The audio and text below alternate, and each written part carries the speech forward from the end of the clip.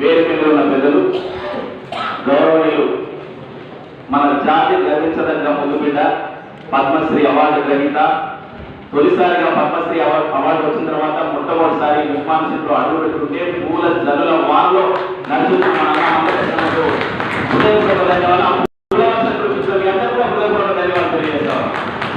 అట్లా ఈ కార్యక్రమంలో భాగస్వామైనటువంటి మా అందరికీ ఉస్మానియా యూనివర్సిటీ విద్యార్థిగా ఉన్నప్పుడు మా అందరి తెలంగాణ ఉద్యమంలో కీలక భూమిక పోషించేలా మమ్మల్ని చేతుబడి నడిపించినటువంటి మా అన్న మృతురాజ్ అన్నకు, అట్లనే వెంకటేష్ నేతలకు, ఇస్మాయిలకు, మా మిఠాయికి, మా వరంగల్లకు, శరత్చమాలకు, మిగతా అందరికీ కూడా పేరు పేరున హృదయపూర్వక ధన్యవాదాలు తెలియజేస్తూ, ప్రధానంగా వేముల ఎల్లన్నకు, మా ఎంఐ అశోక్ అన్నకు హృదయపూర్వక ఉద్యమాలు మిత్రులారా ఒక 2 విషయాలు చెప్పి సెలవు తీసుకుంటారు.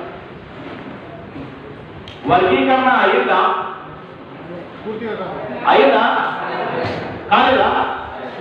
కరెక్టే కాలేదు కదా?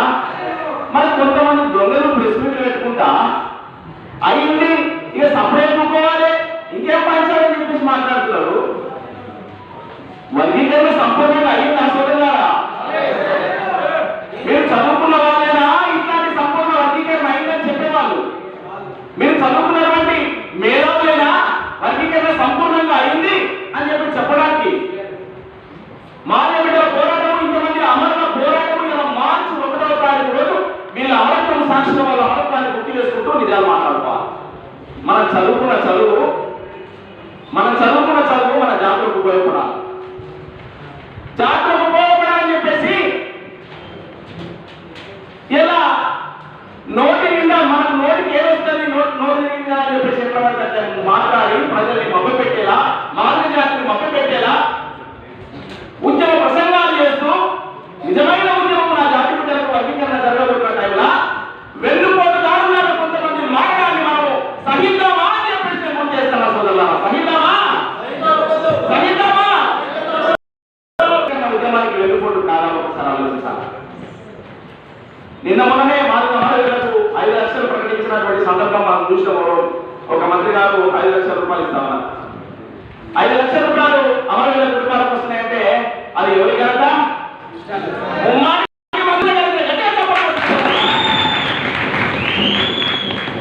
మందకృష్ణను తిట్టుతూ బతికిన వాళ్ళు కొంతమంది, పొగుడుతూ బతికిన వాళ్ళు కొంతమంది, మొట్టమొదటిసారిగా మందకృష్ణతో కలిసి నడిచి మీ పబ్బం కట్టుకోవడానికి బయటకు వెళ్ళి మందకృష్ణ మార్గాల మీద ఇలా రాలేడానికి మీకు స్టిక్కర్ తీసుకెళ్ళా కొంతమంది చెప్పేసి తెలియజేస్తాను సోదరులారా.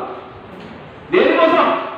సంపూర్ణ వర్గీకరణ కాకపోతే నా పిల్లలకు అన్యాయం చేస్తానని చెప్పేసి ఒక పక్కన తమ్ముళ్ళు 30 సంవత్సరాలు ఉద్యమం చేసిన నా కోసం 30 రోజులు, మన జాతి కోసం 30 రోజులు మీరు సమయం ఇవ్వలేరా అని చెప్పేసి నన్ను కానీ, మిఠాపల్లి సురేందర్ కానీ, మా వరంగల్ రమణ కానీ, మన నలుగురి శరత్ కానీ సాంస్కృతికంగా ఉన్నటువంటి బిడ్డలకు పౌరు కళాకారులు మమ్మల్ని అందరినీ పిలుచుకొని మాట్లాడినప్పుడు 30 రోజుల సమయం ఏంటన్నా మీరు అడుగుతుంటే నాకు అవమానం అనిపిస్తున్నది.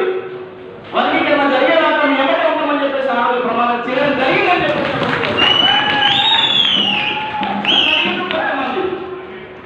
నువ్వు కూడా కాంగ్రెస్ కదా, అక్కడ ఒక పక్కన సమావేశాలు జరుగుతున్నాయి, మరి వెళ్ళావా అని చెప్పేసి మరి నేర్చుకున్న లక్ష్యము ఈ ఉద్యమం సంపూర్ణంగా వర్గీకరణ జరగలే కదా, నేను అన్నకు మాటించలే కదా, సంపూర్ణ వర్గీకరణ అయ్యేదాకా అన్నతో అని చెప్పేసి మధ్యలో పదవుల కోసం ఆశపడి కొంతమంది కృష్ణని ఎమ్మటి సంవత్సరాలుగా తిరిగి మేధోపన్యాసం చేసిన వాళ్ళు, జాతిని మేమే న్యాయ నిర్ణేతలము, జాతి మొత్తం మార్చేద్దామని చెప్పేసి అనుకున్న పడేవాళ్ళు ఇలా వెనుకలుగా మారడానికి ఎంత అవమానకరం సోదరులు మనం ఒకసారి ఆలోచించాలి. ఈ జాతి క్షమించదు. 2 విషయాలు మనం గమనించాలి. వర్గీకరణ ప్రక్రియ ప్రారంభమైతే ముందు వర్గీకరణ ఎంత ప్రారంభించింది, ఎంత ఆవేదనగా ప్రారంభించడం మీరు చూసినా? సెమీ అబ్దుల్ రిపోర్ట్ రాగానే 6 మేఘాల మీద అసెంబ్లీ పెట్టారు. 6 మేఘాల మీద కేంద్ర ఆమోదం పొందింది. 6 మేఘాల మీద ముఖ్యమంత్రి గారు ప్రకటించారు. చూసిరా అందరూ? ఎందుకోసం జరిగిందని? లక్ష డబ్బులు కార్యక్రమాన్ని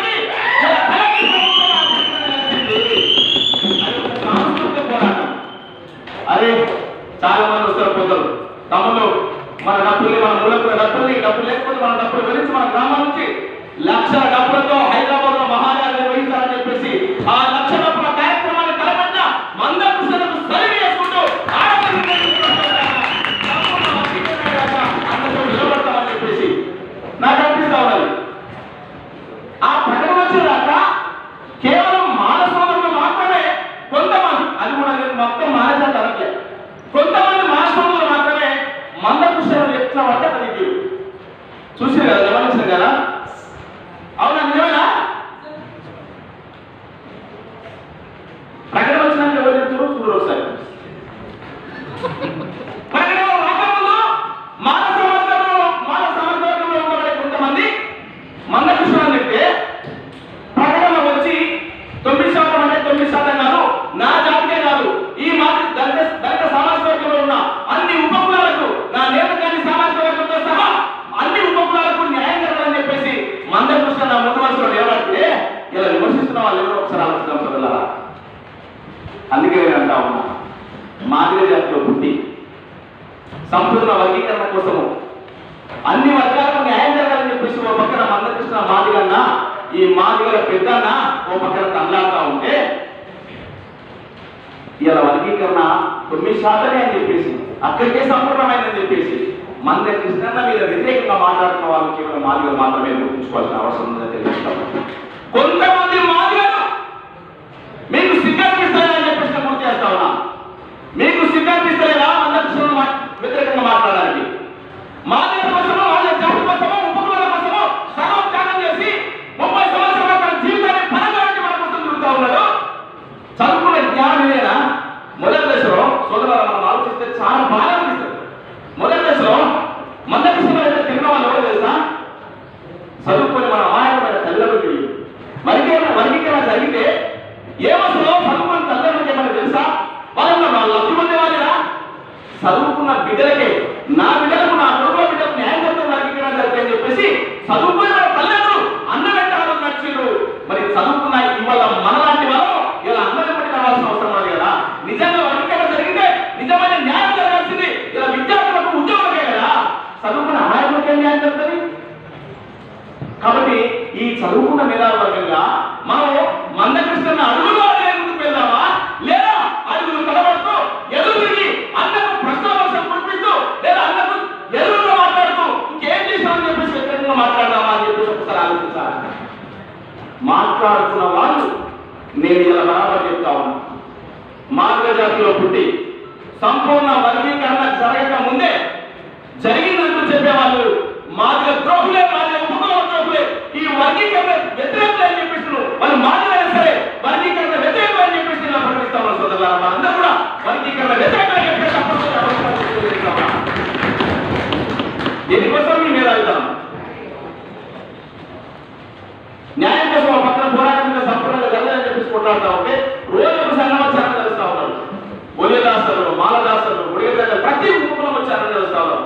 అన్నా మేము వాళ్ళతో ఉండలేమే అని చెప్పి చెప్తా ఉన్నారు. మొన్నదాకా వాళ్ళు పోషించిన పాత్రనే నేను మీరు పోషిస్తా ఉంటే మన అర్థం ఉన్నదా మీ జ్ఞానానికి అని చెప్పేసి నేను గుర్తు చేస్తా ఉన్నాను.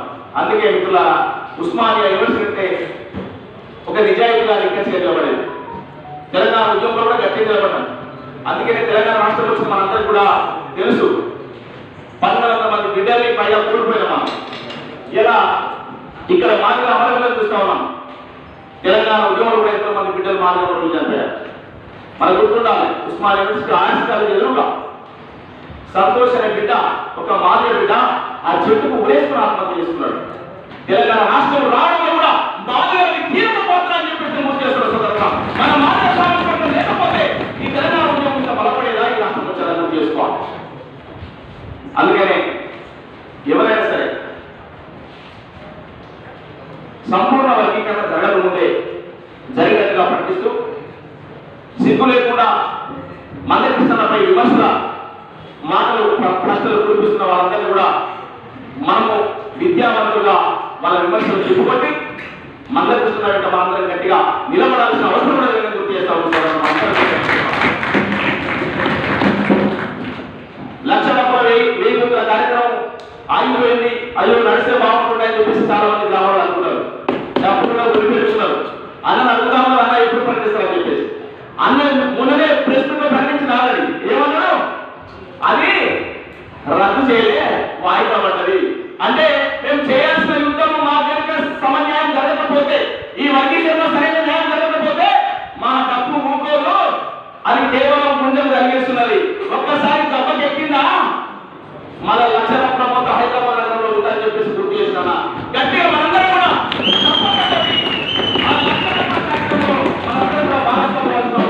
తెలియజేస్తా ఉన్నా. అందుకనే సోదరులారా, అన్న తీసుకున్నటువంటి నిర్ణయం మామూలు నిర్ణయం కాదు. ప్రభుత్వాలు ఉట్టిగా దిగావు. తెలంగాణ ఉట్టిగా వచ్చినా, వర్గీకరణ ఉట్టిగా వచ్చినా ఉట్టిగా రాదు. దాని యొక్క కఠోర శ్రమ ఉంటుంది.